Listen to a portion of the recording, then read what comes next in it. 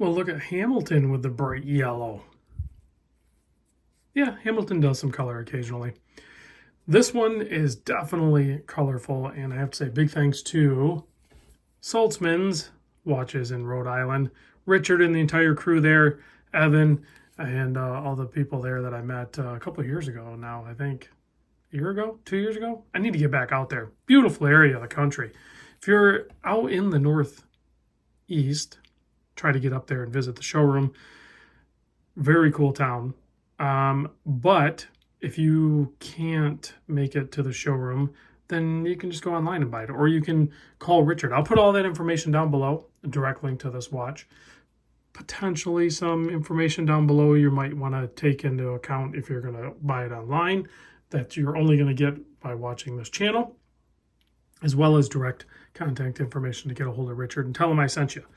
So let's get into this watch. This is the Hamilton Khaki Navy Scuba, something like that. Here's the part number, H82395332. Retail price, $845. Retails for suckers.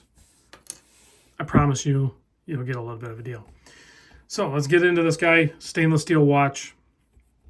Case, I measure the case at 41. They call it 40, but I will say if you measure at the bezel, it's actually 40. But if you measure the case from like the 40 to the 20 spot, it's 41 minus the crown guards. The lug to lug, 49.9. Nice shape to it. Fully brushed. A little bit of polishing on the crown and the bezel, but pretty much brushed everywhere else.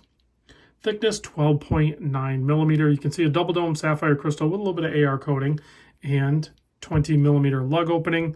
Really nice rubber strap, khaki labeled up top, and Hamilton on the bottom side, as long as like a bunch of those little Hamilton H symbols there. Pretty cool. The keepers, you have one that's semi, positioned. It isn't going to float around too much. And then you have one floating one. So you can keep the tail end of the strap tucked in. 7 millimeter screw down crown, keeping the 100 meter water resist. Now I know what you're thinking, as a dive watch, it's supposed to have at least 200 meter. It probably can handle 200, but let me challenge you. 100 meter, this particular watch, the way it's rated with the bar rating, it can go 328 feet is what it's officially rated at. I would venture to say that most people, if not all people watching this video, have never been to the depths of 328 feet. So yeah, you can probably bathe with it. You can do the dishes with it. You can get caught in a rainstorm with it, and you can go swimming with it. And you can go 320 feet deep with it, probably deeper. But most people are not going to do that. 60 click bezel, aluminum bezel insert. Pretty loud audible clicks to this guy too. With that bezel being inboard of the case a little bit, it's a little more tricky to grab it from the sides. Top and bottom, no big deal. There you go, lines up perfect. Very little play to it. The crown action when I operated it, very robust.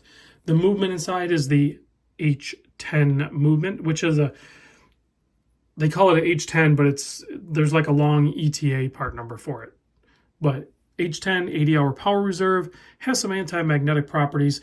It beats at 21,600 vibrations per hour, so just under that 4 hertz. Below 4 hertz. I didn't say it was 4 hertz. And it does have a date. The date is kind of tucked in between that 4 and 5 position, trying to keep the symmetry of the dial of the cardinal position markers, and it doesn't interrupt any of the 24-hour markers. So they did a pretty good job with that. I would have been fine with a no date, but they did a date, and they kind of positioned it so it's not really messing up any of the markers. So Hamilton, nice little applied logo up there, khaki automatic. And then, like I said, you have that 24-hour inner tract as well that you'll see on a lot of Hamiltons, because they have that tie to like the military traditions of its past. Let me pop this thing on wrist so you can see what it looks like on a 7 1/4 inch wrist. There it is on my 7 1/4 inch wrist. Love that pop of yellow. very like Breitling-esque. I don't know. That's the vibe I get from it.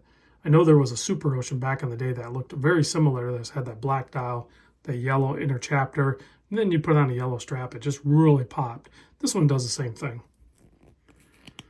Pretty cool tang and buckle there too. It's like skeletonized, and then it has the H in there, and it's robust, but it's like it's milled out metal. It's not stamped metal, so it's just very, very nice feeling and looking. Now let's give this thing a quick blast with the UV, and let's see if Hamilton is continuing to improve their loom. In my experience, they are doing a pretty dang good job of recent. Yes, solid application of loom.